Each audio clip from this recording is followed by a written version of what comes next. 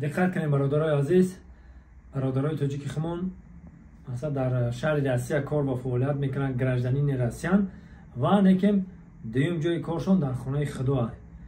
مقصد که میتونن یک ساله ویزا بگیرن با شما، میتونن که یک ماه ویزا بگیرن و مهمان خانه دارن در نزدیکی خانه خدا. من توصیه میکنم رقمشون، رقمای واتساپشون دا زنگ بزنین، با معلومات پرا شما دا میگن. 4 نفره باشین با خوبتر میشه. مقصد اویلوی میرین که همسایه فوقت یا همکورسوقت میرین. مقصد 4 نفر باشین، مکه و مدینه میبره، جای کتاب قرآن میبره، دیگر جاهای تاریخی همون خانه خدا را عربستان نشونتون میتن میگردونن. فقط شما معلومات پرا را میتونه که همین رقم‌ها دا زنگ بزنین، معلومات پرا را با شما میفهمونن. هم نرخش هم ارزونه. مقصد دیگه گروه ها میرون بسیارتر کن اتوبوس خط میگردونن.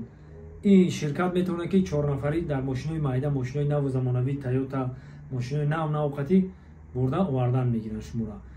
نرخ ارزونه. محرمت این برادرها زنگ بزنین، با معلومات پرا را به شما میفهمونن.